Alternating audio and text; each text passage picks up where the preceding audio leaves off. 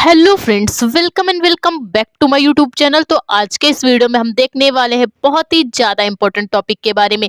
तो टॉपिक देख लीजिए। टॉपिक हमारा क्या है, 2023-24 का जो सामान्य हिंदी का वायरल हो रहा पेपर है, उस पेपर का हम क्या करेंगे, फुल सॉल्यूशन वीडियो देखने वाले हैं। ठीक है, तो जो 22 फरवरी का वायरल हो रहा पेपर है क्लास 12th हिंदी का, उसका हम फुल सॉल्यूशन वीडियो आज देखने वाले हैं। ठीक है, तो वीडियो को पूरा लास्ट तक देखना ताकि आपसे कोई भी क्वेश्चन मिस ना हो। ठीक है, तो 100% गारंटी के साथ फुल ऐसा ही आएगा पेपर। जो आपका ये पेपर हम दिखाने जा रहे हैं, ऐसा ही पेपर आपका 100% फुल गारंटी के साथ पूरा ऐसा ही पेपर आएगा। और ये जो है वो है 22 फरवरी हिंदी का वायरल हो रहा पेपर, जो कि यूपीएमएसपी की वेबसाइट में वायरल हो रहा पेपर आया था। ये उसी का फुल सॉल्यूशन वीडियो आज हम देखेंगे। ठीक है, 2024 में जो बोर्ड पेपर होने वाला है 22 फरवरी को, कुछ ऐसा ही पेपर आपको देखने को मिलेगा।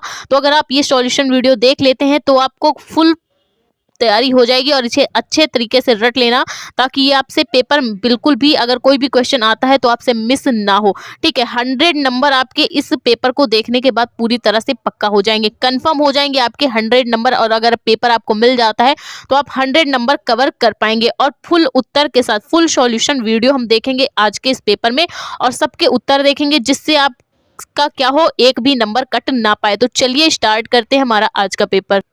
तो सबसे पहले देखिए, ये है हमारा प्रतिदर्श प्रश्न पत्र 2023-24, जो कि यूपीएमएसपी की वेबसाइट पे वायरल हो रहा पेपर था। ये वो वही उसी का हम क्या करेंगे, फुल सॉल्यूशन वीडियो देखेंगे। तो देख सकते हैं आप, विषय है हमारा सामान्य हिंदी। सामान्य हिंदी का पेपर है और समय इसका दिया हुआ है 3 घंटे 15 मिनट।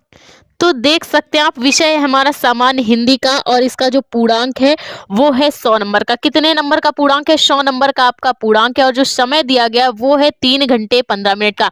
समय हमें दिया गया है 3 घंटे 15 मिनट का, जिसमें हमारे जो 15 मिनट है वो परीक्षार्थी को प्रश्न पत्र पढ़ने के लिए, और 3 घंटे में ये पेपर आपको फुल सॉल्व करना होता है। ठीक है, तो नोट देख लीजिए, कुछ इंस्ट्रक्शन दिए गए हैं। प्रारंभ के 15 मिनट परीक्षार्थियों को प्रश्न पत्र के लिए निर्धारित है। और क्या बोला जा रहा है, इसमें 2 खंड है। इसमें 2 खंड है, खंड का और खंड खा। इन दोनों के हमें क्या करने, हर प्रश्न के उत्तर हमें देने हैं। ठीक है, तो प्रश्न जो पहला है और प्रश्न जो दूसरा है, उसमें क्या है, कुल 10 क्वेश्चन रखे गए हैं। ऐसे क्वेश्चन रखे गए हैं जो कि क्या है, ऑब्जेक्टिव टाइप, एक एक नंबर वाले क्वेश्चन है। और अगर इनको आप सॉल्व कर लेते तो आपके 10 नंबर पूरी तरह से कंफर्म हो जाएंगे। तो चलिए देखते हैं हमारा खंड का कैसा है। तो खंड का देख लीजिए। खंड का जो प्रश्नोत्तर संख्या 1 है, उसमें क्या है, का खा गा घा अंगा के 5 प्रश्न रखे गए हैं। तो देख लीजिए, हमारा जो का नंबर है उसका जो पहला क्वेश्चन क्या बोल रहा है। पहला प्रश्न है, शिक्षा का उद्देश्य निबंध के लेखक कौन है? शिक्षा का उद्देश्य निबंध के लेखक कौन है? पहला देख लीजिए विकल्प।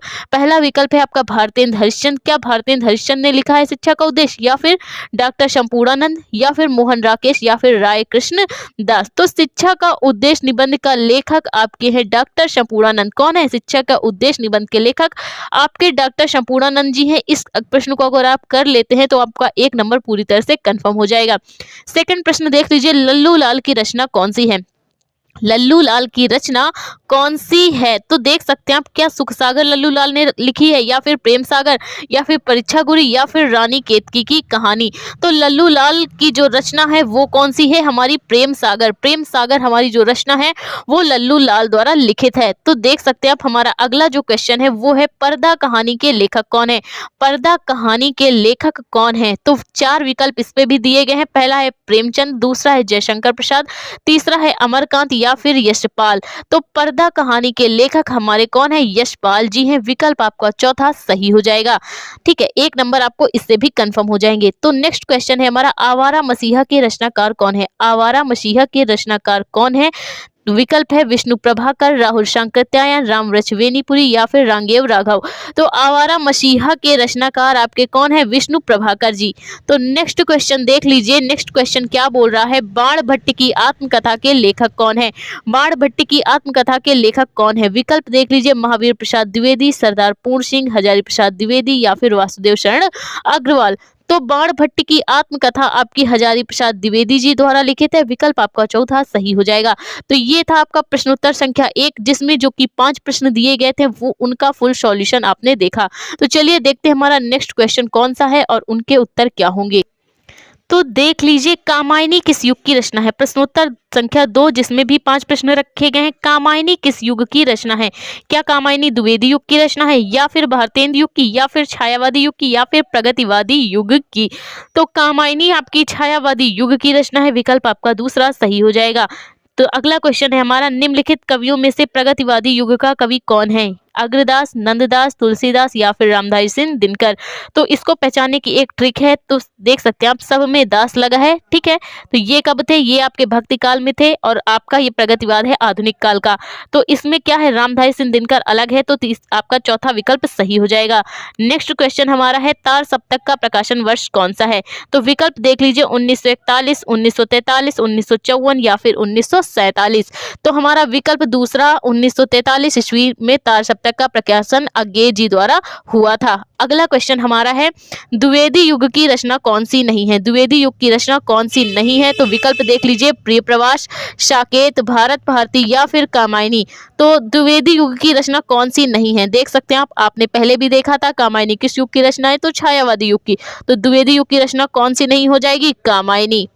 अगला हमारा क्वेश्चन क्या बोल रहा है, अष्टछाप के कवियों का संबंध भक्ति काल की किस शाखा से है? अष्टछाप के कवियों का संबंध भक्ति काल की किस शाखा से है? तो अष्टछाप में 8 कवियों की रचनाओं को सम्मिलित किया गया था, जिसमें क्या है, कृष्ण जी की भक्ति का गुणगान किया। तो विकल्प देख लीजिए, विकल्प पहला है राम भक्ति शाखा से, दूसरा है ज्ञानाश्रयी शाखा से, तीसरा है प्रेमाश्रयी शाखा से, चौथा है कृष्ण भक्ति शाखा से। तो अष्टछाप के कवियों का संबंध जब कृष्ण जी की भक्ति की है तो कृष्ण भक्ति शाखा से हो जाएगा। तो प्रश्नोत्तर संख्या 3 है आपका, दिए गए गद्यांश पर आधारित प्रश्नों के उत्तर दीजिए। तो गद्यांश पे आधारित हमें क्या करना है, गद्यांश दिया होगा उसके प्रश्नों के हमें उत्तर देने हैं। 10 नंबर का आपका क्वेश्चन है, देख लीजिए कि गद्यांश क्या है। धरती माता की कोख में जो अमूल्य निधियां भरी हैं, जिसके कारण वह वसुंधरा कहलाती है, उससे कौन परिचित ना होना चाहेगा? तो ये जो आपका गद्यांश है वो राष्ट्र के स्वरूप से लिया गया है, और जिसके लेखक कौन है, वासुदेव शरण अग्रवाल जी। 5 प्रश्नों को पूछा गया है, तो इन 5 प्रश्नों को इसी गद्यांश के माध्यम से आपको सॉल्व करना है। अथवा में भी एक गद्यांश दिया गया है, देख सकते हैं आप। अथवा वाला जो गद्यांश है वो क्या बोल रहा है, अशोक का फूल उसी मस्ती में हंस रहा है, पुराने चित्र से इसे देखने वाला उदास है, वह अपने को पंडित समझता है। तो पहले ही देख सकते हैं आप, पाठ का नाम पहले ही आ गया है, अशोक का फूल। अशोक का फूल डॉक्टर हजारी प्रसाद द्विवेदी जी द्वारा लिखित है, तो और डॉक्टर हजारी प्रसाद द्विवेदी जी द्वारा लिखित है। तो इस गद्यांश के माध्यम से आपको इन 5 प्रश्नों को क्या करना है, हल करना है। तो चलिए देखते हैं हमारा अगला क्वेश्चन कौन सा है। तो अगला क्वेश्चन देख लीजिए, दिए गए पद्यांश पे आधारित प्रश्नों के उत्तर दीजिए। 10 नंबर का आपका क्वेश्चन है। तो पद्यांश कौन सा आया था, आप देख सकते हैं आप, दुर्बलता का चिन्ह ही विशेष शपथ है, पर अबला जन के लिए कौन सा पथ है? यदि मैं उकसाई गई भरत से हूं, तो पति समान स्वयं पुत्र भी खो। तो ये आपके किससे है, कैकेयी अनुताप से। कैकेयी अनुताप से ये आपका लिया गया है, जिसके लेखक कौन है, मैथिली शरण गुप्त जी हैं। और ये इस पद्यांश के माध्यम से आपको क्या करना है, इन 5 प्रश्नों के उत्तर भी देखने हैं। तो चलिए देखते हैं, अथवा में भी एक पद्यांश पूछा गया है, वो कौन सा है। तो अथवा वाला गद्यांश देख लीजिए, लज्जाशील पथिक महिला जो कहीं दृष्टि आए, होने न देना विकृत वसना, तो न तू सुंदरी को, जो थोड़ी सी श्रमिक वह हो, गोद ले शांति खोना, होठों की और कमल मुख की म्लानताएं मिटाना। तो ये आपके पवन दूतिका से है। जब राधा जी पवन को अपना दूत बना के श्री कृष्ण के पास भेजती हैं, तो ये उसी का पद्यांश आया है। तो इसी पद्यांश के माध्यम से आपको क्या करना है, इन 5 प्रश्नों को सॉल्व करना है। पवन दूतिका जिसके लेखक आपके कौन है, पवन दूतिका के लेखक आपके अयोध्या सिंह उपाध्याय हरिऔध जी हैं, ठीक है। तो चलिए देखते हैं हमारा नेक्स्ट क्वेश्चन कौन सा है। तो हमारा अगला प्रश्न है प्रश्नोत्तर संख्या 5, देख सकते हैं आप, किसी एक लेखक का साहित्यिक परिचय देते हुए उनकी प्रमुख रचनाओं का उल्लेख कीजिए, ठीक है। तो ये आपके गद्य के 3 आए हैं, जिनकी हमें क्या करना है, जिनका हमें जीवन परिचय लिखना है। आचार्य हजारी प्रसाद द्विवेदी का आया है, डॉक्टर एपीजे अब्दुल कलाम जी का आया है, वासुदेव शरण अग्रवाल जी का आया है। तो इन 3 जीवन परिचय में किसी एक जीवन परिचय को आपको करना है, और आपके 5 नंबर कंफर्म हो जाएंगे। और शब्द सीमा देख सकते हैं हम, कम से कम 80 शब्दों में ही आपको जीवन परिचय करना है। और जो इसका ख नंबर क्वेश्चन है, उसमें क्या पूछा गया है, एक कवि का साहित्यिक परिचय देते हुए उनकी रचनाओं पर प्रकाश डालना है। तो देख सकते हैं आप, इस पे आया है आपका मैथिली शरण गुप्त जी का जीवन परिचय आया है। सुमित्रा नंदन पंत जी का जीवन परिचय आया, रामधारी सिंह दिनकर जी का जीवन परिचय आया। तीन में से किसी एक का साहित्यिक परिचय देते हुए आपको एक कवि का जीवन परिचय लिखना है और इसमें भी शब्द सीमा 80 शब्दों की और 5 नंबर का आपका प्रश्न है। अगला क्वेश्चन देख सकते हैं आप, जो छठवा है हमारा, बहादुर अथवा पंचलाइट कहानी के उद्देश्य पर आपको प्रकाश डालना है। इसकी भी शब्द सीमा 80 शब्दों की है और 5 नंबर का आपका प्रश्न है। इसमें अथवा में भी एक क्वेश्चन दिया गया है, ध्रुव यात्रा कहानी की कथा वस्तु। या तो आप ध्रुव यात्रा कहानी की कथा वस्तु कर लीजिए या फिर बहादुर अथवा पंचलाइट कहानी के उद्देश्य पर आप प्रकाश डाल लीजिए। दो में से कोई एक क्वेश्चन करना है, 5 नंबर आपको इसके मिल जाते हैं। अगला क्वेश्चन हमारा है 7वां नंबर, स्वपथित खंड काव्य के आधार पर किसी एक खंड को हल करना है। तो इसमें क्या होता है कि काफी सारे खंड काव्य दिए होते हैं, तो आपको अपना खंड काव्य लेना है। हमारे यहाँ चलता है रश्मिरथी खंड काव्य, तो उसके प्रश्न हम देखते हैं। तो देख सकते हैं आप, रश्मिरथी खंड काव्य के आधार पर कर्ण का चरित्र चित्रण करना है या फिर आप रश्मिरथी खंड काव्य के आधार पर कर्ण का चित्रण, ये क्वेश्चन सेम आ गए हैं। यहाँ पे क्या करना होगा, या तो कर्ण का चरित्र चित्रण कीजिए या फिर रश्मिरथी खंड काव्य के सभी सर्गों की कथा वस्तु पूछ लेता है या फिर सारांश पूछ लेता है। इस प्रकार आपको क्या करना होता है, पूरे सर्ग का थोड़ा थोड़ा सा भाग कर लेना होगा या फिर आप कर्ण का चरित्र चित्रण भी कर सकते हैं। अगला क्वेश्चन हमारा 8वां नंबर है, देख सकते हैं आप। तो हमारा 8वां नंबर प्रश्न है, संस्कृत गद्यांशों में से किसी एक का संदर्भ हिंदी में अनुवाद करना है। 7 नंबर का आपका प्रश्न है, 2 नंबर संदर्भ के, 5 नंबर आपको व्याख्या के मिलते हैं। तो देख सकते हैं आप, महामना, विद्वान, वक्ता, धार्मिक नेता, पटु, पत्रकाराश्चित, ये आपका महामना मदन मोहन मालवीय से लिया गया है। और देख लीजिए आप, सेकंड नंबर जो आपका है, हंसराज, तदैव, पारिश्य, मध्य आत्मन, भागिनोप, हंस पोतकाय, ये भी आपका क्या है, मयूरश्य वाले से, मयूर वाले पार्ट से लिया गया है। तो आप जो चाहे दो में से किसी एक का संदर्भ सहित आपको व्याख्या करनी है। अगला प्रश्न आप देख लीजिए, खा नंबर, दिए गए पद्यांशों में से किसी एक का ससंदर्भ हिंदी में अनुवाद कीजिए। श्लोक आपका दिया गया है, दो में से किसी एक श्लोक का आपको अर्थ लिखना है। किसी भी दो में से किसी एक पद्यांश का आपको हल करना है। ये भी आपका 7 नंबर का प्रश्न है। तो देख सकते हैं आप, यहाँ पर आपको 2 श्लोक दिए गए हैं जिनमें से किसी एक का ससंदर्भ व्याख्या करनी है। आपको संदर्भ भी लिखना है कि ये किस पाठ से लिया गया और इनकी व्याख्या भी करनी है। 7 नंबर का आपका प्रश्न है, इससे आपको 7 नंबर पूरे कंफर्म हो जाएंगे। 9वां नंबर प्रश्न देख लीजिए, मुहावरों में से किसी एक का अर्थ लिखकर अपने वाक्यों में प्रयोग करना है। 2 नंबर का आपका प्रश्न है, या तो आप तलवार की धार पर चलना या फिर टका सा जवाब देना, दाल में काला होना।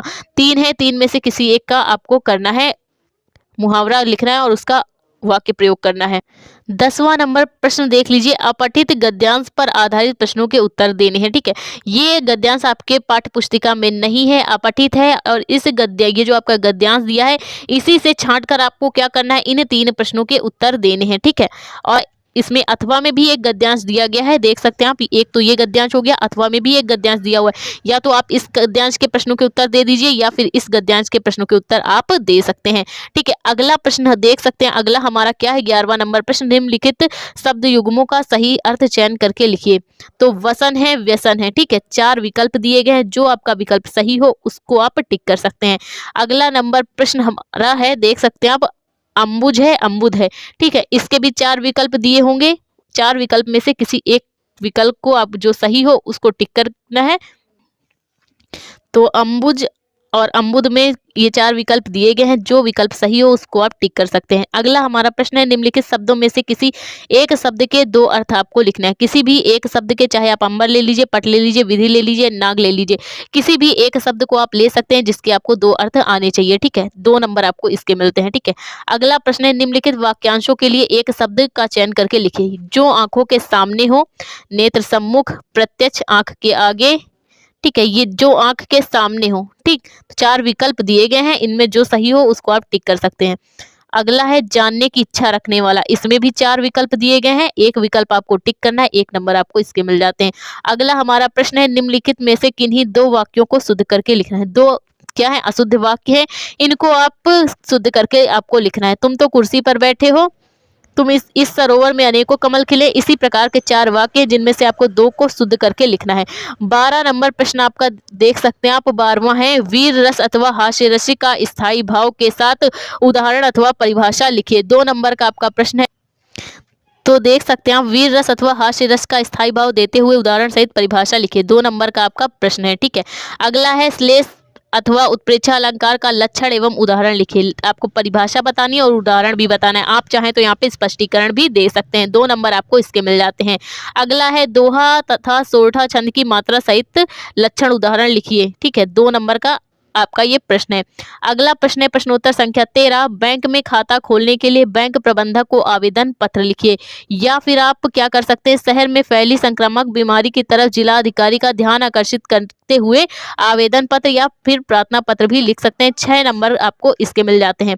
अगला हमारा जो प्रश्न है 14 नंबर, वो है निम्नलिखित विषयों में से किसी एक पर अपनी भाषा शैली में निबंध लिखना है। देख सकते हैं आप निबंध कौन कौन से हैं। देश में बेरोजगारी की समस्या, आतंकवाद की समस्या और समाधान, और वृक्षारोपण का महत्व।